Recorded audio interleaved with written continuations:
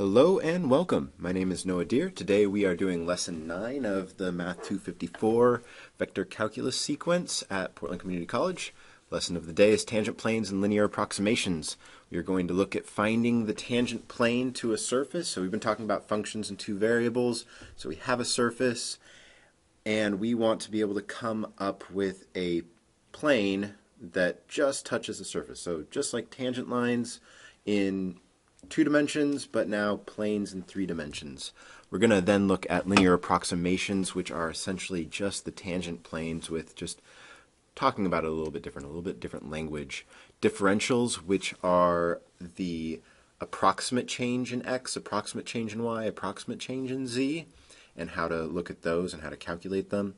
And then we're going to look at the tangent planes to parametric surfaces, so kind of repeat the same things that we've been doing already, but in context of a vector-valued function in 2 variables that gives us a parametric surface instead of a function f of x comma y. All right, let's jump in here. So in this lesson, we'll be looking at finding equations of tangent planes for functions in 2 variables, along with linear approximations for delta x, delta y, and delta z at a given point, and the instantaneous changes in x, y, and z called the differentials dx, dy, and dz. Section 9.1, tangent planes.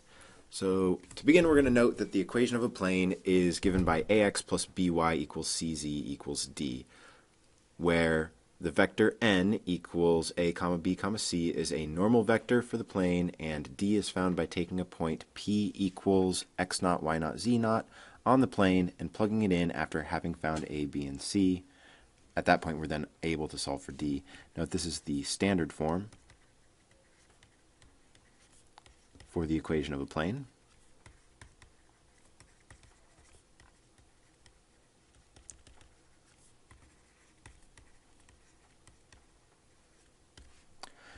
So let's just refresh how to do this. It should be a review here.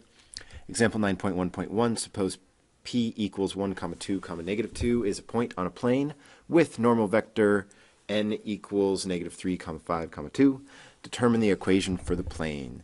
So given this standard form here, ax plus by plus cz equals d, we can take the normal vector, negative 3, 5, 2, and that is our a, b, and c values, so we get negative 3x plus 5y plus 2z equals d.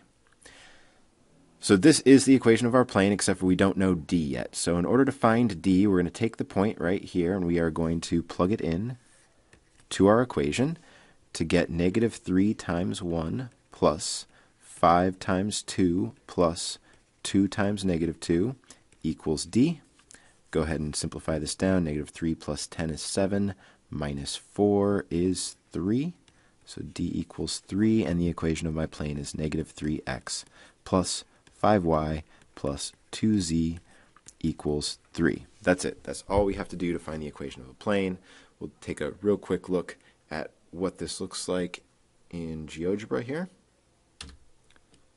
And this is what we get. You can see I've got the equation of the plane plugged in here. This is the point in question and the vector, the normal vector here. So we have the point p equals 1, 2, negative 2, and the normal vector negative 3, 5, 2, pointing in the upward positive y, negative x direction. And then we see the plane that is normal to the normal vector, so that the normal vector is at a right angle to every point on the plane. All right.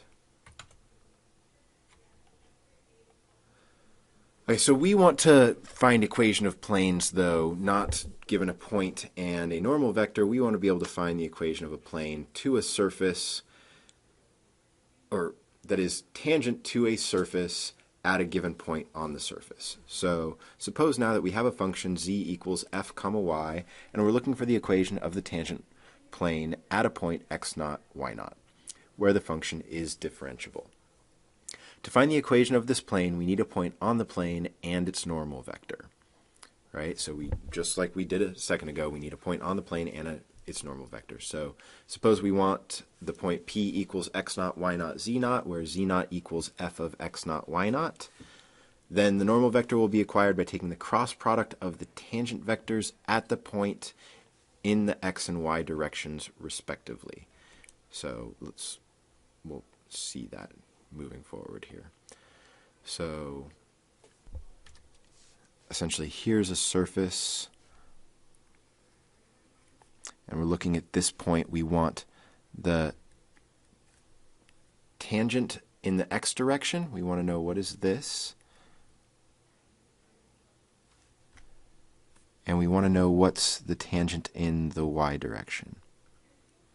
So this is, what do I want to call this? The tangent vector. Let's not use little t. We're going to say this is the tangent vector in the x direction, so sub x, and the tangent in the y direction, so sub y right here. So we can take the cross product of these two vectors, if we can find them, to find the normal vector that comes out at a right angle to both. Oh, that doesn't surprise me I'm doing that. Okay, so from our previous lesson, we know that f sub x of x comma y equals the partial of z with respect to x. Similarly, we have f sub y of x comma y equals the partial of z with respect to y. So this is the slope, or f sub x equals partial of z with respect to x is the slope of the tangent line in the x direction. So that's the slope of the tangent line. So let's write the slope in the x direction equals the partial of z with respect to x, just what we're seeing here, and we're going to write that that's the same thing as f sub x over 1. So we're seeing that the change in x is 1, the change in z is f sub x, if we're relating these fractions here. So the slope, or the direction of the tangent line, if its slope is this, through our point in the x direction is the partial of x comma 0 comma partial of z, right? That is change in x and change in z. Since we're just going in the x direction, the change in y is 0. And this equals 1 comma 0 comma f sub x from this little equation that we have here. Similarly, the slope of the tangent line in the y direction is f sub y over 1, and so we get that the direction of the tangent line through our point in the y direction is 0 comma partial of y comma partial of z equals 0 comma 1 comma f sub y. So this 0 1 f sub y and 1 0 f sub x, these two direction vectors of the tangent lines in the x and y directions respectively, we can now use these to take a cross product to get a vector that is at a right angle to both of them. So to redraw my picture that we saw above, I've got some surface here. This is my x direction moving off to the right, so I have my tangent in the x direction is going to be 1 0 f sub x, and my tangent in the y direction is going to be 0 1 f sub y. So both of these vectors, 1 0 comma f sub x and 0 comma 1 comma f sub y, lie in our tangent plane and are not parallel. So our tangent plane, if we are creating a plane that's just touching our surface, that's tangent to our surface in all directions, it's going to contain the tangent vectors t sub x and t sub y.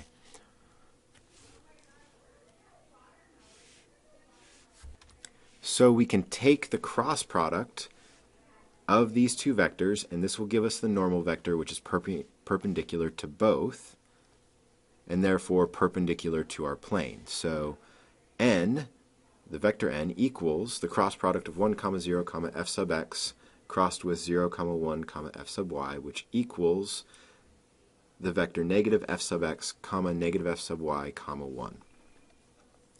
So using our equation ax plus by plus cz equals d, then we can plug in negative f sub x, negative f sub y, and 1 for a, b, and c respectively to get negative f sub x times x minus f sub y times y plus z equals d. Now we still need a point on our plane. We know that we're looking at x naught, y naught, z naught. And we plug these in and we get that d equals negative f sub x times x naught minus f sub y times y naught plus z naught. Putting this together, we now get that negative f sub x times x minus f sub y times y plus z equals negative f sub x times x naught minus f sub y times y naught plus z naught. Let's keep in mind I'm using a shorthand. When I write f sub x, I mean f sub x evaluated at x naught, y naught for this specific point here, x naught, y naught, z naught.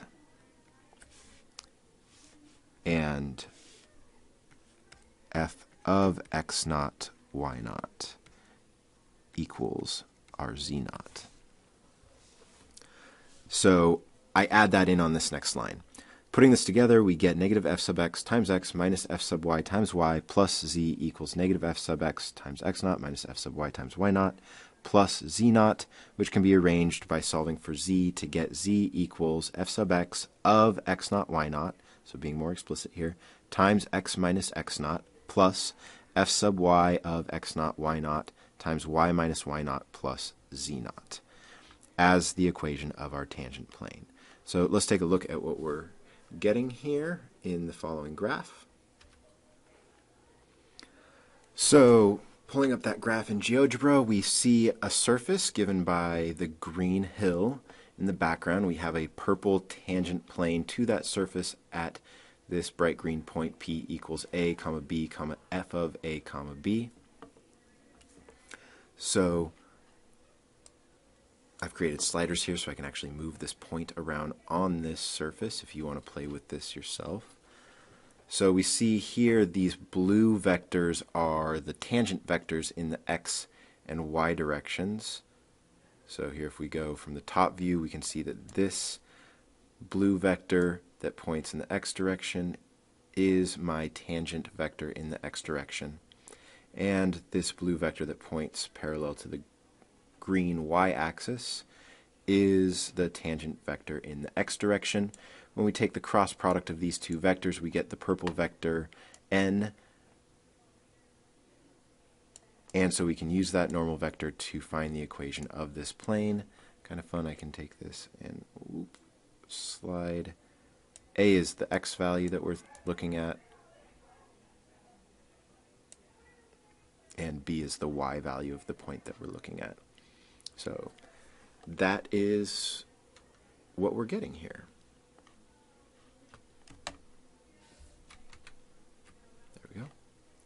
All right.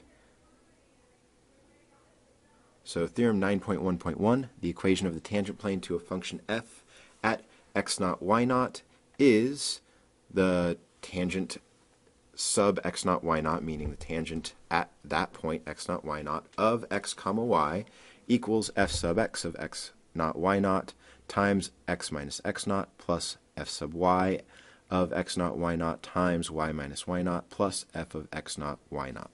I really love this because it relates in one dimension. If we have, let's do y equals f of x, then the tangent line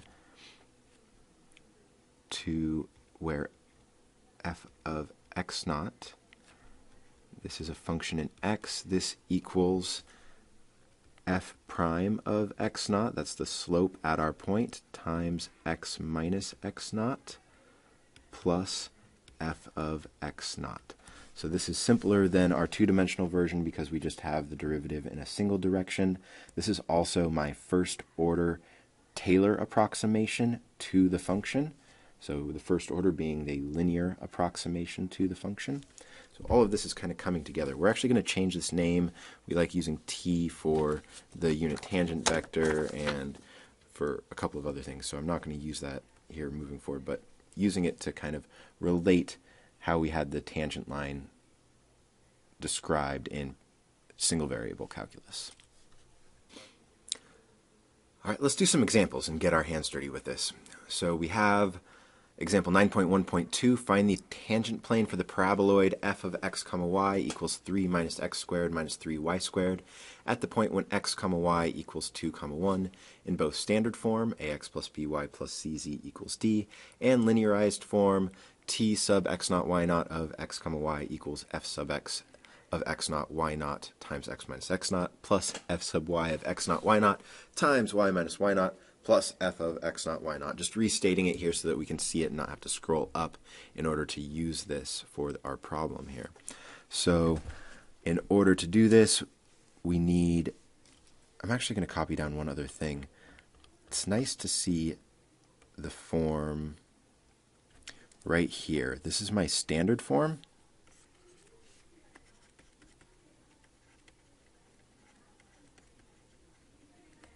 So we see that a is negative f sub x, b is negative f sub y, and c is 1 from that previous work.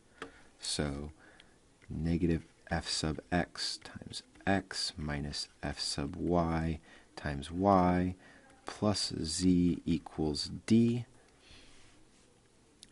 We're doing the point when x comma y equals 2 comma 1, so we want f of 2 comma 1 in order to get our z value here. This is going to be 3 minus 4 minus 3 times 1 squared equals negative 4. So this is my z naught. So then I need the derivative. Let's go over here on the left. The derivative in the x direction, the partial derivative of f with respect to x. Generally, this is going to be the 3 is a constant, that's going to go away. Minus 2x, the minus 3y squared is a constant as far as the x direction is concerned. So we just get negative 2x. So f sub x at 2, 1 equals negative 4. Now f sub y equals, let's be explicit about my inputs, x comma y. The 3 is considered a constant, the minus x squared is considered a constant in the y direction, so we get minus 6y. So f sub y of 2 comma 1 equals negative 6. So if we plug these in, I'm going to move this to our equation. Then negative f sub x is positive 4. Negative f sub y is positive 6. So I plug those in for the coefficients of x and y to get 4x plus 6y plus z equals d. Now the point that we're looking at, so point we care about, the x is 2, the y is 1, and the z value we found to be negative 4. So I can plug those in here to get 4 times 2 plus 6 times 1 plus negative 4 equals d. So 8 plus 6 is 14, minus 4 is 10. So I get 4x plus 6y plus z equals 10. So now we have our standard form. We can solve for z here. Z equals negative 4x minus 6y plus 10. And this is a perfectly good way of giving our tangent plane, honestly. So t sub 2 comma 1 of x comma y. Note the subscript 2 comma 1 is telling me the point where I'm getting my tangent plane. The x comma y is my input because the tangent plane is a function in 2 variables itself. So the x comma y is on the same line as the capital T. This equals negative 4x minus 6y plus 10. Let's do this again using our formula here. We have t of 2 comma 1 of x comma y equals, so f sub x at 2 comma 1 is negative 4 times x minus x naught. X naught is 2. This is my x naught, y naught, z naught. So x minus 2. And we have f sub y is minus 6 times y minus y naught, which is 1, plus z naught. This is z naught that goes right here. Plus, minus, because it's negative 4, so I'll write minus 4. So this is using like a point slope type of formula, except for we have a slope in the x and y direction separately. So we're seeing like a shift in the x and shift in y. And if we reduce this down, we get negative 4x plus 8 minus 6y plus 6 minus 4. And sure enough, we get the exact same thing that we have below when we add 8, 6, and minus 4 together. So yes, that is the process here, and it's nice to see that this works out the same in both ways. And now let's give you guys a chance to try the exercise 9.1.1. Go ahead and pause the video, and I will be back in a few moments to work through this with you. And we're back. So I started, well, let's read this. Exercise 9.1.1, find the tangent plane for the function f of x comma y equals x times the square root of y at the point when x comma y equals 1/4. So first thing I do is find the z value. F of 1 comma 4 equals 1 times the square root of 4 equals 2. So the point that we are trying to find the equation of the tangent plane for on this function is 1 comma 4 comma 2. So x naught is 1, y naught is 4, z naught is 2. I then get my partial derivative, f sub x of x comma y equals the square root of y. And I plug in the point 1 comma 4 to get f sub x of 1 comma 4 equals 2. I then take the partial derivative with respect to y to get f sub y of x comma y equals x divided by 2 square root of y. When I plug in the point 1 comma 4, I get f sub y of 1 comma 4 equals 1/4. I then remember that the equation of a plane in standard form, which I think is kind of nice and easy to remember here, is negative f sub x times x minus f sub y times y plus z equals d. So I can plug in my f sub x, which equals 2, and my f sub y, which equals 1/4, to get negative 2x minus 1/4 y plus z equals d. I can then plug in the point 1 comma 4 comma z for x, y, and z respectively to get negative 2 times 1 minus 1/4 times 4 plus 2 equals d, and then simplify to show that d equals negative 1. Plug this back into my equation to get negative 2x minus 1/4 y plus z equals negative 1. I then solve for z to get z equals 2x plus 1/4 y minus 1. And that's the equation of my tangent line right there. I mean, we had it in the previous line, but now I've solved for z explicitly, so I can write it in the function notation. The capital T sub 1 comma 4 of x comma y equals 2x plus 1/4 y minus 1. And that is the equation of the tangent plane as a function for the point 1 comma 4 comma 2 on the function f of x comma y equals x times y squared. So the next exercise, 9.1.2, says find the tangent plane for the function f of x comma y equals the piecewise function xy over the square root of x squared plus y squared when x comma y does not equal 0, 0, and f of x comma y equals 0 when x comma y does equal 0, 0. So, and moreover, we want to find the equation of the tangent plane for this function when x comma y equals 0, 0. So we're looking at the problematic point here. We're actually going to review something from example 7.3.1. We actually had that the limit as x comma y goes to 0, 0 of this function, f of x comma y, that this equals 0.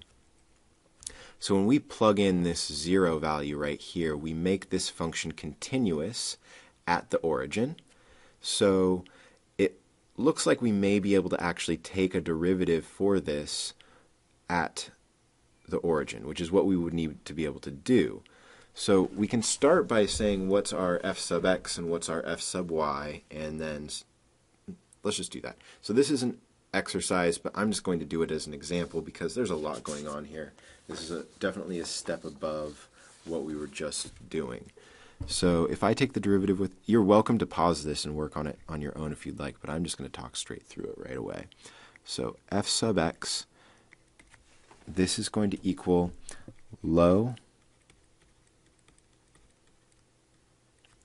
d high, so the derivative of the top with respect to x is just going to be a y, minus high times the derivative of the bottom is 1/2 x squared plus y squared to the negative 1/2 times 2x, and this is with respect to y, so the y squared is just thought of as a constant. And down below a square must go, x squared plus y squared.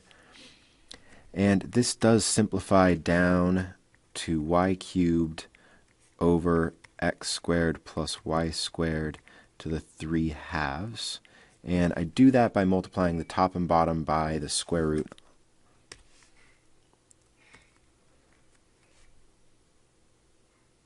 How can I fit this in here? I know, because I have a computer and I can move things. Sweet. So I multiply the top and bottom by the square root of x squared plus y squared. And if you use your scratch paper to hash this out a little bit, you'll see that this works down to this. By symmetry, because this is a nice symmetrical function, we're just going to go straight to the f sub y equals x cubed over x squared plus y squared to the 3/2. Now the issue we have here is that these partial derivatives for x and y, in x and y, these only work when x comma y does not equal 0, 0, and we're trying to find the slope of the tangent plane at 0, 0. So we don't have a way directly of seeing what that slope could be, but we can try and say what happens, say, in the x direction. If my slopes in the x direction are given by this expression y cubed over x squared plus y squared quantity to the 3/2, what happens when I take the limit and let x and y both go to 0 along any pathway? So let's start by doing an investigation. Let's say y equals mx. If this is the case, we can say the limit as x goes to 0 of m cubed x cubed over x squared plus m squared y, m squared x squared to the 3/2. Then I can factor out an x squared here and take it to the 3/2. Let's note that x squared to the 3/2 equals x cubed. So as I pull that out, we get the limit as x goes to 0 of m cubed x cubed over x cubed times 1 plus m squared to the 3/2 equals the limit as x goes to 0 of m cubed over 1 plus m squared to the 3/2. But now this is just a constant. There's no x left. So we get m cubed over 1 plus m squared to the 3/2. Which means that as we approach along different straight lines, these slopes in the x direction look like different values. So we're not getting nice slopes going the same way as we approach the origin from all directions, which means we can't define a slope at the origin.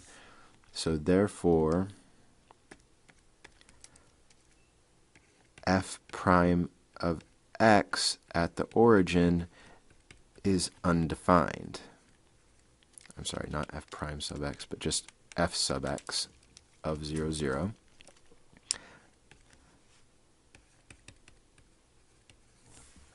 So the derivative doesn't exist, so we don't have a tangent plane. The tangent plane can't work. We're like on some sort of sharp point.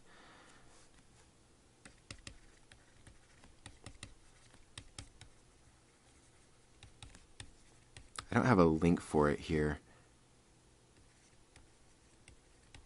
but I did go ahead and graph this in GeoGebra. You're welcome to plug in this expression for f sub x to look at that graph, and I plugged in this expression x times y over the square root of x squared plus y squared for f to take a look at those graphs to see what's going on there. Let's go ahead and pull that up.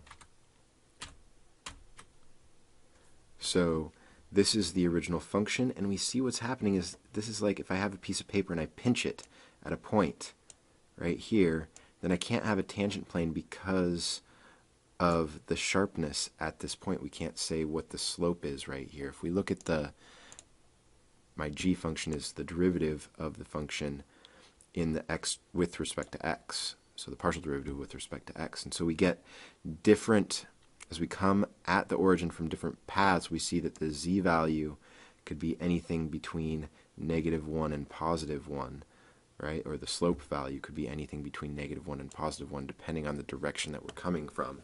So we can't define a tangent plane for this function. Oh, real quick before we move on, this note here, this was by example 7.3.1, so if you do feel like going back and seeing that that is true, you can go back and see the proof of that from that previous lesson, lesson 7. All right, let's move forward here. Linear approximations. Section 9.2, linear approximation. A tangent plane to a function in two variables at a given point is the linear approximation to the function near the point. So we've essentially found the linear approximations. We're going to start talking about them a little bit differently. But say a function z equals f of x comma y is linearized around the input x naught y naught using the tangent plane capital L sub x naught y naught of x comma y equals f sub x of x naught y naught times x minus x naught plus f sub y of x naught y naught times y minus y naught plus f of x naught comma y naught. Then for points near x naught y naught, L sub x naught y naught comma x comma y will give us outputs approximately equal to the outputs of f of x comma y. So this is, if we were in regular 2 dimensions, here's a function, here's a line, and the outputs of the line, the y values on this line are approximately the y values of the function.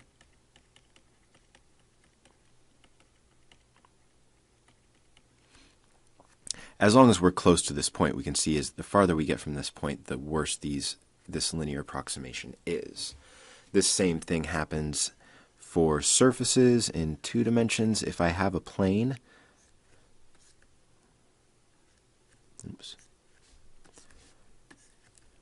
that is approximating this surface, then the z values of the plane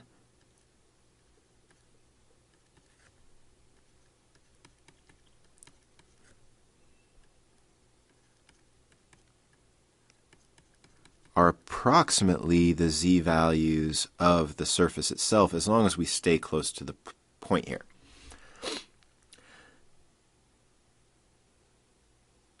So the error of the linearization will be dependent on the function, how quickly its z values are changing, right? So how much curvature we have here is going to essentially determine how bad the linear approximation is.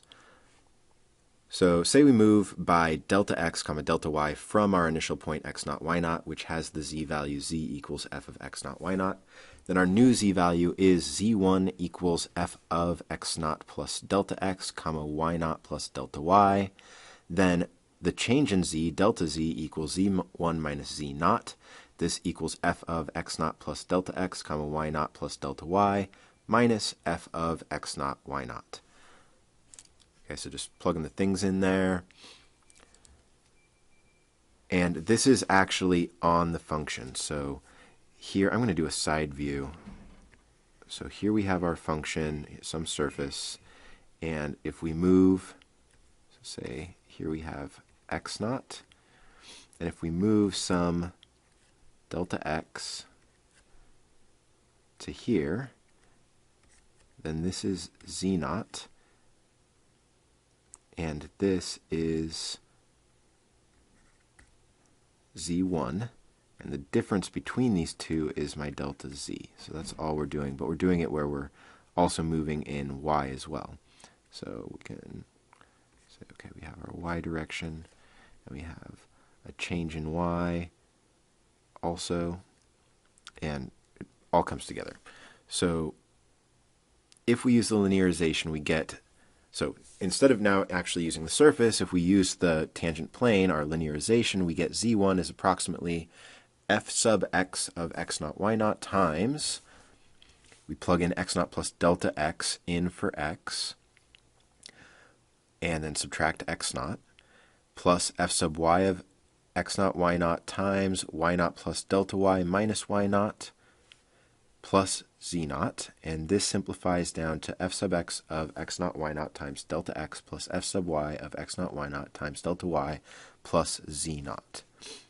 Then if we do the change in z using the linearization, the tangent plane, our change in z is z1 minus z0 is approximately, now it's not exactly because we're using the plane, not the actual surface, is approximately f sub x of x0, y0 times delta x plus f sub y, x0, y0 times delta y plus z0 minus z0, which just equals f sub x of x0, y0 times delta x plus f sub y of x0, y0 times delta y. This is nice because this is similar again to our one-dimensional situation. Let me pause and draw a picture here real quick. All right. So if we have a line in just 2 dimensions and f of x equals y, we start at some point x0, y0. We move over some delta x, and we see that our change in y occurs here. If we do the linearization, we have not the same change in y, but it is an approximation to the change in y. And we can see that the actual change in y is then approximately the slope of the tangent line times delta x. So if we move over delta x and multiply that by our slope of this tangent line, then we'll get an approximation for the change in y. This also can be seen by saying, well, f prime at x0 is approximately the change in y over the change in x. It's defined to be the limit as the change in x goes to 0. So the smaller our change in x, the more closely our derivative is approximated by the slope of this line. So what we have in our situation where delta z is approximately f sub x times delta x plus f sub y times delta y, this is taking into account the x and the y direction, but it's in essence the same thing as saying what I have here, that delta y is approximately f prime of x times delta x, but in a higher dimension. So instead of using the approximate symbol, as I did on this previous line, we write delta z equals f sub x of x0, y0 times delta x plus f sub y of x0, y0 times delta y plus epsilon 1 times delta x plus epsilon 2 times delta y to allow for some error. So we're going to get some error as we move in the x direction, some error as we move in the y direction, but these values are going to go to 0. Right, the error here is going to go to 0 as delta x and delta y go to 0. And we're going to use that in a proof here in a little while. So let's take a look at a specific example and then be able to look at a graph and see all of these things instead of just my little hand drawings that I've been attempting as best I can here. So example 9.2.1, given f of x comma y equals x times e to the xy, find the linearization at x comma y equals 1 comma 0. Compare the outputs f of 1.1 comma negative 0.1 and capital L sub 1 comma 0 of 1.1 comma negative 0.1, right? The linearization at that point. What's the actual delta z between f of 1, 0 and f of 1.1 comma negative 0.1? What's the approximate delta z that we get using the linearization? So let's start by saying, what is f of 1, 0? If we plug this in, we get 1 in for x, e to the 1 times 0 equals 1. F of 1.1 comma negative 0.1. This equals 1.1 e to the 1.1 times negative 0.1, which is approximate 0.985417548882. Probably don't need that many decimals, but let's see the change in z equals f of 1.1 comma negative 0.1 minus f of 1 comma 0, which equals, well, let's write it out. Actually, let's write approximately here, which is approximately 0.98541754882 minus 1, which is approximately negative 0.01458245117. Okay. So now I need to find the linearization and plug in the 1.1 comma negative 0.1 into the linearization. Then we'll compare the change in z to see how bad our approximation is when we use it. So f sub x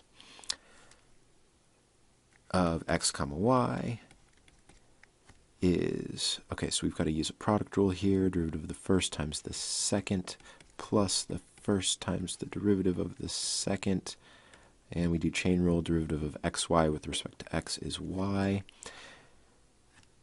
and yeah, we'll just leave it like that because I really care most about f sub x of 1 comma 0. If I plug in 0 for y, that goes away, we get equals 1. Now f sub y of x comma y, now the x is considered a constant, so I don't have to worry about that so much, and we do the derivative of e to the xy times the derivative of the inside with respect to y, leaves me with an x. F sub y of 1 comma 0 equals 1 times e to the 1 times 0 times 1 equals 1 still. So this is nice. We have that the linearization at 1, 0, x comma y equals 1 times x minus 1 plus 1 times y minus 0 plus my z naught we found up here, f of 1 comma 0 is 1, and we'll simplify this down to be x minus 1 plus y minus 1 plus 1 will cancel, so we just get the linearization is just x plus y. So then we can say that the linearization at 1.1 comma negative 0.1, this equals 1.1 comma, or not comma, plus negative 0.1, which is way easier to calculate than this up here. This equals 1. This shows that the change in z is approximately, the linearization at our new point minus the original z value, which equals 1 minus 1, which equals 0. So we're getting an approximate difference, approximate change in z of 0 here. The actual change in z was negative 0.01458245117. So the linearization is giving a decent approximation, but we do have some error. Let's take a look at the graph in GeoGebra. So I have got a crazy zoom on this function in order to get a decent picture of what's going on here. So we see that p naught, that's our original point at when x is 1, y is 0, and z is f of 1 comma 0, which we know equals 1. Now p1 is when I move by delta x and delta y. We moved by delta x is 0.1, delta y is negative 0.1. So we move to p1, which is the point 1.1 comma negative 0.1 comma f of 1.1 comma negative 0.1. And so we this below here, the square root of delta x squared plus delta y squared, that's just the radius. So I'm looking at this from a side view so we can see the distance. If we go straight down from the initial point by my delta z and then move straight over by the radius given by the change in x and change in y, we can see that radius here. And then we see the delta z equals the 1 that we started with, f of 1 comma 0, minus plugging in 1.1 and negative 0.1 for x and y into the function, and we got that was approximately negative 0.1. And then we see that the tangent plane, oh, that's not showing up as well as it should. I am really pushing the computing power of this. Here we go. Now we can see that a little bit better. So P2 is on the tangent plane, and I think just the graphics are pushing it off. This is hard to tell, but this purple plane is supposed to be extending out. So this green dot is on the tangent plane, and we got that when we do the difference here, that this is just 1. Whoops. Trying to get a view where we can see that whole equation. Oh, I could pull it over here. So you can see P2 is this, and the change in z here, because the z value we got here was still 1, so the change in z is going to be approximately 0 by this tangent plane approximation. I lost my tangent plane again. Sorry, like I said, I'm pushing the computing boundaries of our GeoGebra software here. There we go, zoomed out. Okay, so hopefully that helps you guys get a visualization of what we're doing here.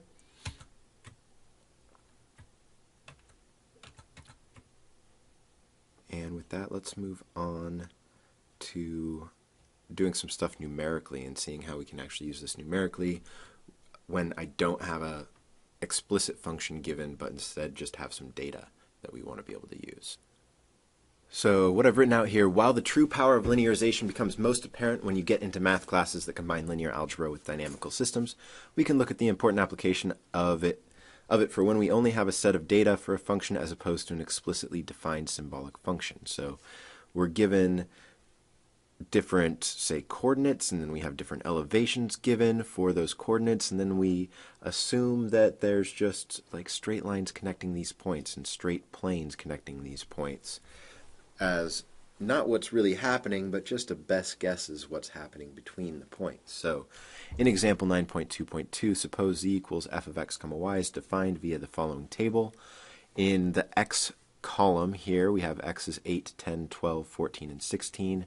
In the y row, we have y is 6, 9, 12, 15, and 18. The squares, or the rectangles in the middle, show the z values for the corresponding x and y values. So if x is 8 and y is 6, we get z is 12. If x is 8, y is 9, we get 15. If x is 8, y is 12, we get 17 for z. If x is 8, y is 15, we get 16 for z. If x is 8 and y is 18, we get 16 for z again. And then we can keep doing this down. I do want to read these off. So if x is 10, y is 6, z is 17. X is 10, y is 9, z is 21. X is 10, y is 12, then z is 24. If x is 10, y is 15, z is 24 again. If x is 10 and y is 18, then z is 23. Moving on to the next x value, when x is 12, then if y is 6, we get 21 for z. If y is 9, we get 25 for z. If y is 12, we get 28 for z. If y is 15, we get 30 for z. If y is 18, we get 31 for z. Moving on to the next x value of 14. If y is 6, z is 24. If y is 9, z is 25. If y is 12, z is 29. If y is 15, z is 33. And if y is 18, then z is 35. If x is 16, last row here, then if y is 6, z is 26. If y is 9, z is 27. If y is 12, z is 28. If y is 15, z is 28. And if y is 18, then z is 30. So we want to find a linear approximation for z equals f of x comma y when x is near 14 and y is near 9, and we'll use it to approximate f of 14.5 comma 8.8. So first of all, we'll say, what is f of 14 comma 9? So if x is 14 and y is 9, we get that z is 25. So that's given to us. We know that value. That's part of our data. Now, we want to say what's the derivative in the x direction near 14, 9. So if I'm looking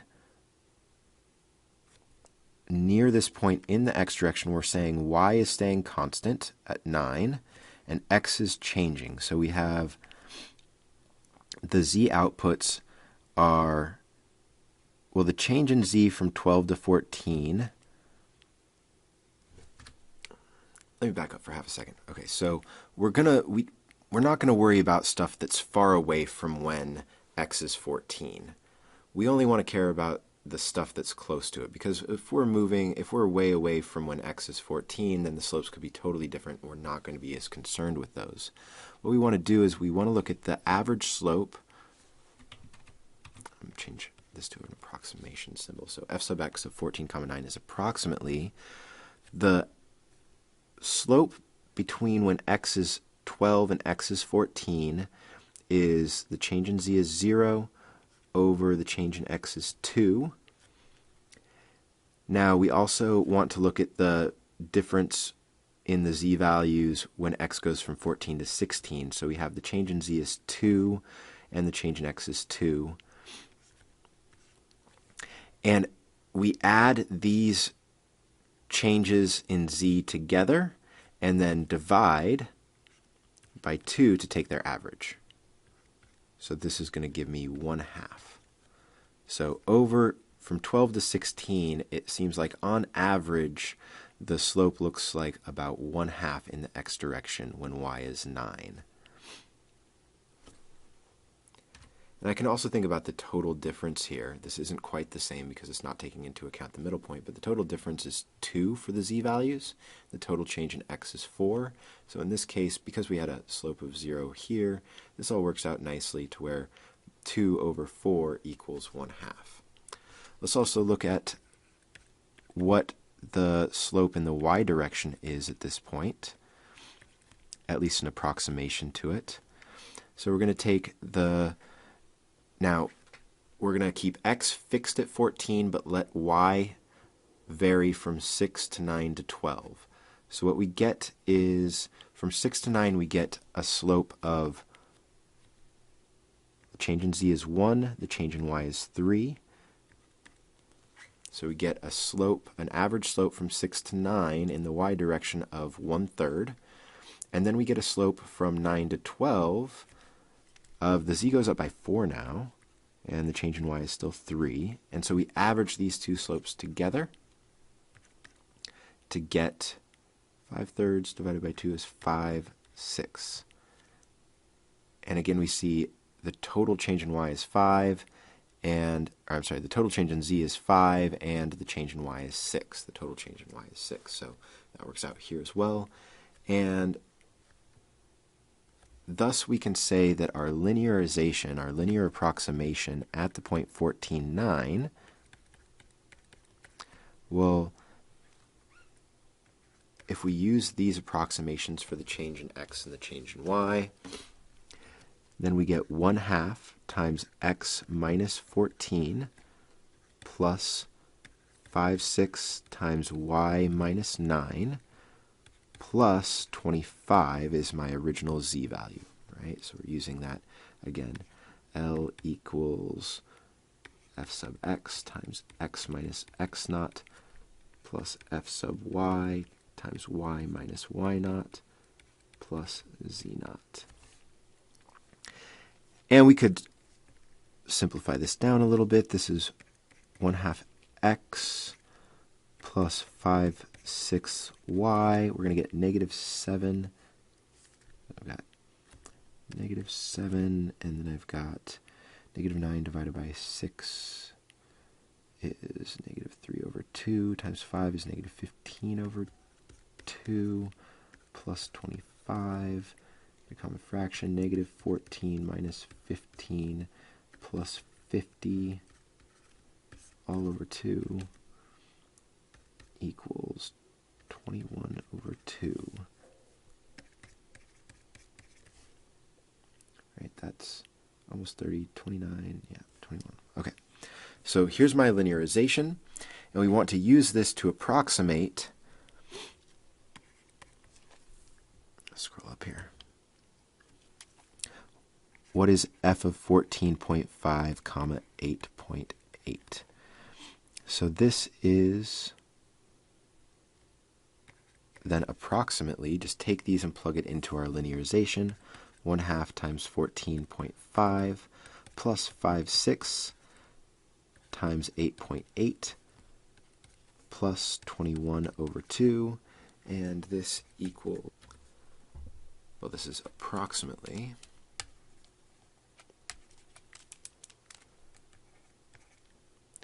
25.08. Okay, so if we look here, if we are trying to find x is 14.5 and y is 8.8, we're looking just to the left of this 25 to get to 8.8 and just a little bit down from this 25 here. So we should be somewhere that is a little bit smaller than 25 as we move to the left, but a little bit bigger than 25 as we move to the right. So we see it didn't change much as we look at this section of our table. All right, so that's how we can use linearization to deal with data points. This is often used a little bit more broadly in scientific arenas. I just had a friend that does geology, and she had all these measurements for areas of cross sections, and she wanted to find, she was measuring the volume of this like sand dune or something like that. It might not have been sand, but she was measuring this volume of substance on the earth, and they had cross-sectional points of the top of it, and they knew like how deep it went before it changed the kind of substance it was. And so they had these cross-sectional areas that they'd taken, but they only did them every so often, so they used a linear approximation to find the volume of everything given the areas that they had. So this is used all the time. It's not always written in specific fields using the same notation that we show here in the math class, but if you had a mathematician that was working on this, they would set it up like this and then use it in their presentations for how they are getting their numbers that they've written up in the papers and everything. Okay. So now we want to talk about differentials. So we've actually already looked at differentials, but now we're going to do it a little bit more formally. Given a function y equals f of x, then we know that dy dx equals f prime of x. In this case, we define the differentials dy and dx as, definition 9.3.1, given a differential function y equals f of x, the differentials are dx is the change in x, and dy equals f prime of x, dx is the change in y value of the tangent line. So we're talking now in just our two-dimensional situation, y equals f of x, and before we get into our three-dimensional situation, so that we realize that when we say dy, we're not giving the actual change in y. This dy does not equal the actual change in y as we move along the function. It gives the approximate change in y that we get when we move along the tangent line instead of the actual function. Now, because this is a function of x, our dx is the delta x, our change in x. So, because that's our input. But the dy, as we move along the tangent line, is different than the the delta y as we move along the function. Okay, so we want to do this in tangent planes now. So, similarly, given a function z equals f of x comma y, we define the differential dz, or total differential, to be, definition 9.3.2, dz equals f sub x of x comma y times dx plus f sub y of x comma y dy to equal partial of z with respect to x times dx plus partial of z with respect to y dy. Note that here we're saying delta x equals dx, right? Because dx is my change in x, and this is a function of x and y, so as we change x, its differential is itself, and similarly, delta y equals dy. So the differential dz is the approximate change in z if we move along the tangent plane, is essentially all this is saying. So exercise 9.3.1, given the function m equals f of p comma q equals p to the fifth times q to the third, if p changes from 2 to 2.05 and q changes from 3 to 2.96, compare the values of delta m and dm. So our outputs are m values here instead of z values, so that's why we're saying delta m and dm, but we are looking at the actual change in the output versus the total differential, the approximate change in the output given the linearization. So let's first find the actual. So delta m equals f of 2.05 comma 2.96 minus f of 2 comma 3. So this equals f of 2.05 comma 2.96. We plug these in, we get 2.05 to the fifth times 2.96 to the third minus 2 to the fifth times 3 to the third, which is going to give us some approximation. And it works out. That's not right. Oh, that is right. So we have a huge number, at least from what I was expecting. We get 74.95.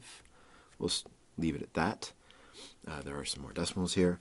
But that's telling us that around this point 2 comma 3, this function is increasing quite rapidly. Right? We went up quite a bit as we moved away from 2 comma 3, just by a little bit. So let's now look at what dm is. The formula is the partial of m with respect to p times the change in x. Let's leave it as dx, but that is our change in x, plus the partial of m with respect to q times dy. So let's note that, well, let's take the partial of m with respect to p, then q is thought of as a constant. We get 5p to the fourth times q to the third, and the partial of m with respect to q. So now p is a constant. We bring down the 3, p to the fifth, q to the second. And what we really want is our change in m for this point. So here, change in m such that x, or the, let's say 2 comma 3 goes to 2.05 comma 2.96. This equals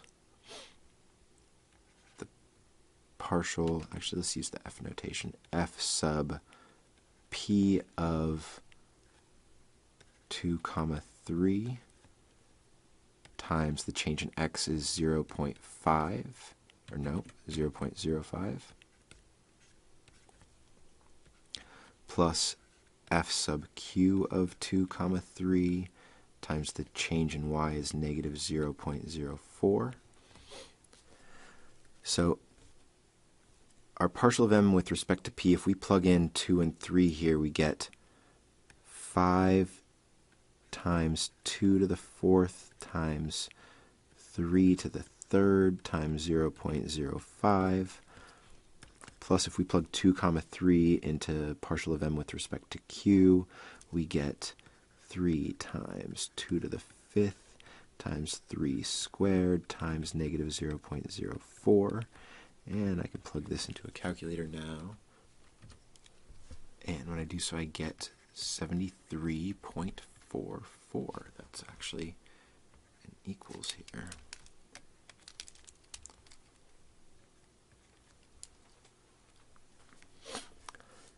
All right, so we're able to just use this formula to find the approximate change in m, which is rather nice.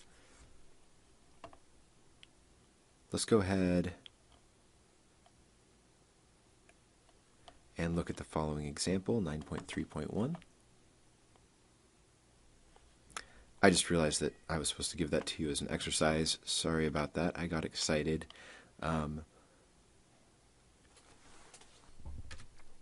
Yeah, I am going to work this one out as well. It is a step more difficult than what we just did. So, example 9.3.1. The dimensions of a closed rectangular box are measured as 80 centimeters, 60 centimeters, and 50 centimeters respectively. I have all the respect for you, dear listener. With a possible error of 0.2 centimeters in each dimension, use differentials to estimate the maximum error in calculating the surface area of the box. So let's start with a picture of what is happening here. We've got a box. It is about 80 centimeters long. It could have some error of 0.2 centimeters. It's about 60 centimeters wide and 50 centimeters tall. I'm going to call the height x, the width y, and the length. Actually, no, let's not do it that way. Let's call the height z, the width x, and the length y. Sound a little bit better? So the area, we don't want to say x equals 60. X is approximately 60 with a possible error of 0.2. So this is really plus or minus 0.2 centimeters. The 80 is plus or minus 0.2 centimeters. And the 50 is plus or minus 0.2 centimeters. So the surface area of this side is xz, but there's two of them. So the area of those two sides together is 2xz. Here, the area of this side on the right is y times z, and there's two of those, so we get plus 2yz. And then there is the top, which has a width of x and a length of y, and there's also the bottom that has the same area, so there's plus 2xy. So the total surface area of a rectangular solid is 2xz plus 2yz plus 2xy. The order that you put those in doesn't matter here. So we want the total differential, dA, and we're going to take the previous definition and just expand it up by a dimension. We see that we are actually in 4 dimensions now. We have 3 variable input and a single variable output. So we're going to take the same definition that we had before and say that the total differential is the partial of a with respect to x times dx. So we're saying how much a goes up as we move in the x direction by some dx, plus how much we move up in the a direction as we move in the y direction times some change in y, plus the partial of a with respect to z times the change dz. And specifically, we want what happens, what the possible change in A is as we move from the initial measurement of 50 by 60 by 80 to possibly having the most error where we have the full plus 0.2 in all 3 dimensions. So if we go the change in A is such that 60 is my x, so 60, comma 80 in the y, comma 50 in the z, as that goes to 60.2, comma 80.2, comma 50.2.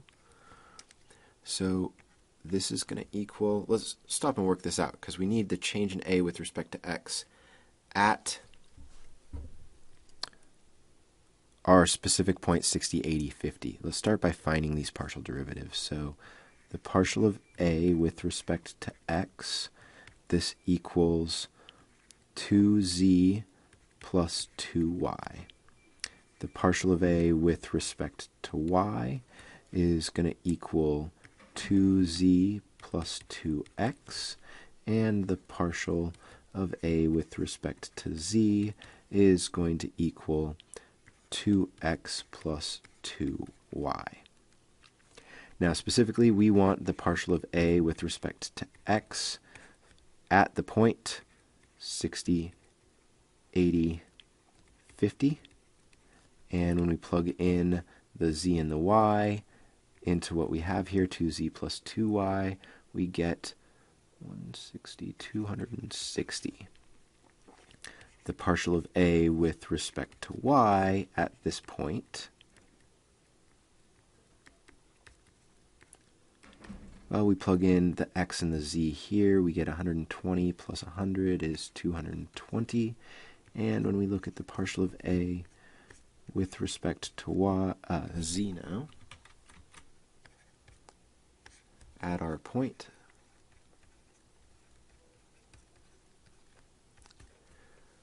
plug in the x and the y, we get 160 plus 120 is 280. All right, so I'm going to plug these in for my partial of a with respect to x, y, and z respectively.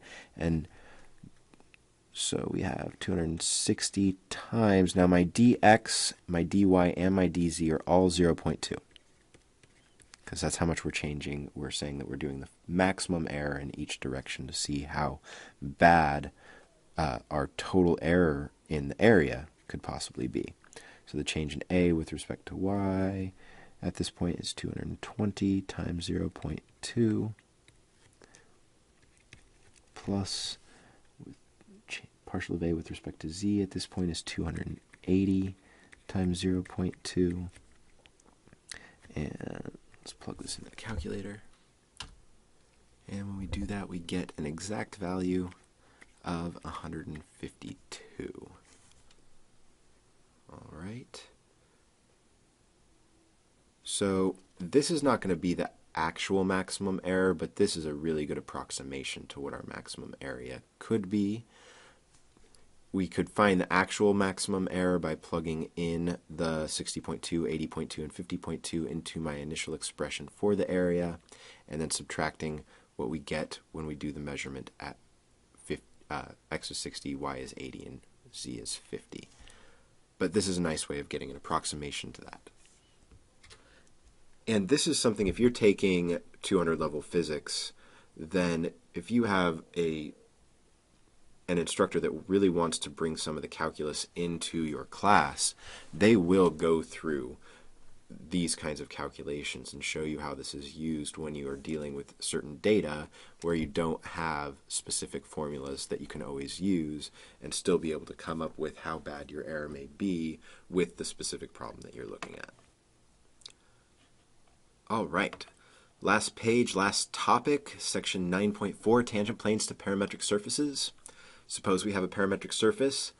The vector function r of u comma v equals the vector x of u comma v, comma y of u comma v, comma z of u comma v, which we want to linearize with the tangent plane at the point x of u naught comma v naught, comma y of u naught comma v naught, comma z of u naught comma v naught. So remember that by holding u or v constant, we travel along the grid lines of the surface given by the vector r.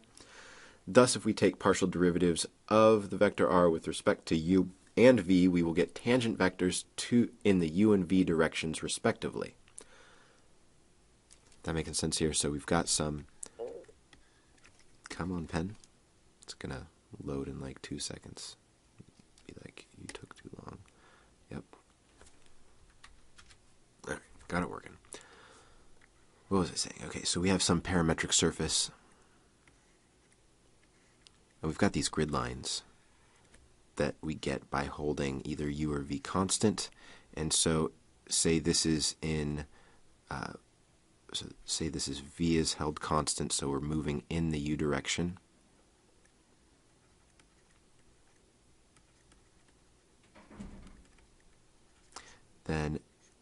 And this is my tangent vector to the surface in the u direction. And if this is when u is held constant, so v is changing, then here's my tangent vector in the v direction. Okay, and similarly, as we saw before, we can then take the cross product of these and to get our normal vector to the plane. So thus, if we take partial derivatives of the vector r with respect to u and v, we will get tangent vectors in the u and v directions respectively. We define the partial derivatives of r, the vector r of u comma v, to be the vector r sub u of u comma v equals the vector partial of x with respect to u of u comma v comma partial of y with respect to u of u comma v comma partial of z with respect to u of u comma v. And then the partial derivative of r with respect to v of u comma v equals the partial of x with respect to v of u comma v comma partial of y with respect to v of u comma v comma partial of z with respect to v of u comma v. And we can therefore find the normal vector to the tangent plane at the vector r of u naught comma v naught by taking the cross product of the vector r sub u of u naught comma v naught and the vector r sub v of u naught comma v naught. Oh, missed a line here. Let's see if I can't squeeze that in. That is the normal vector at u naught comma v naught equals the partial derivative of the vector r with respect to u at the point u naught comma v naught crossed with the partial with respect to v of the vector r at u naught comma v naught. So let's just do this example real quick and we will be all set for this lesson. So example 9.4.1, find the tangent plane to the parametric surface x equals u squared comma y equals v squared comma z equals u times v when u equals 1 and v equals 1. In fact, let's do this as a now u try. We haven't had enough of those in this lesson. So I think with what we have above here and what we've done so far, you guys got this. Go ahead and pause the video, see if you can't hash this one out. I will work through the solution in just a few moments. And we're back.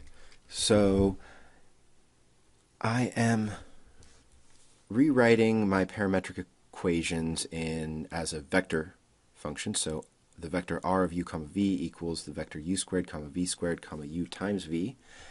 I'm plugging in the point when u is 1 and v equals 1 to get the vector r of 1 comma 1 equals 1, 1, 1. So that's the point that we're looking at that we want our plane to touch. I then take the partial derivative of the vector r with respect to u and get that this equals the vector 2u comma 0 comma v.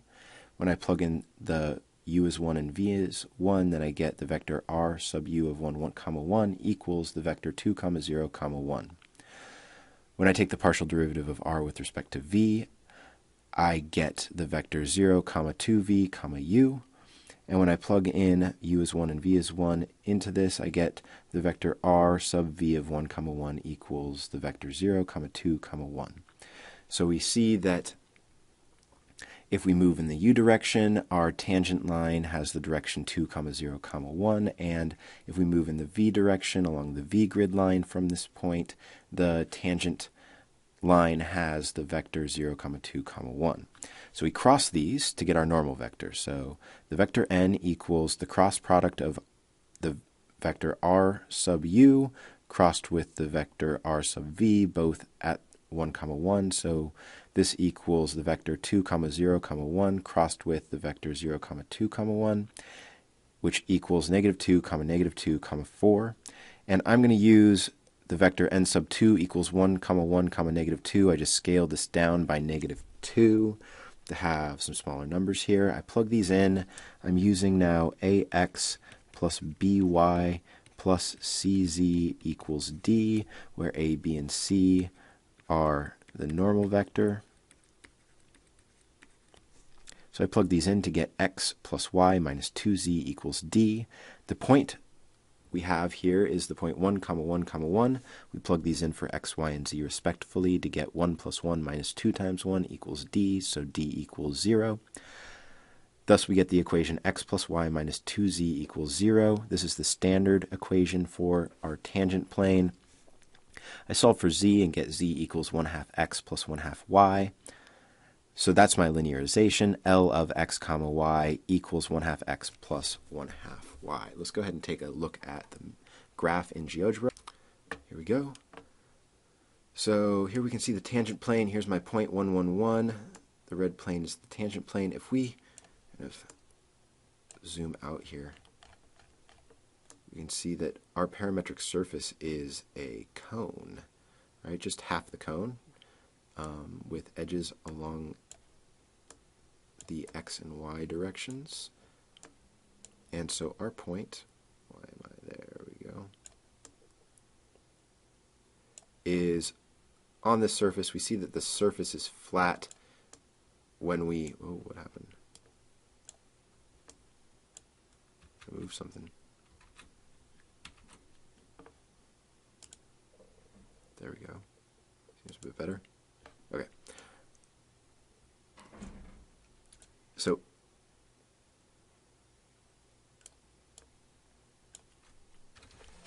we see that the cone is flat as we move in this direction along that 45 between the x and the y. So our tangent plane is actually staying on the surface of the function here, which is kind of interesting. But here's our point, 1, 1, 1. And here's the equation of the tangent plane, which I put in standard form here, which is fine. And here's the equation of the surface. I don't have the normal vector in this picture, but I think you guys can see that that would come out at that perpendicular from our tangent plane right here. So that is it for the day. Thank you so much for listening, and I will be talking to you guys in Lesson 10. Take care.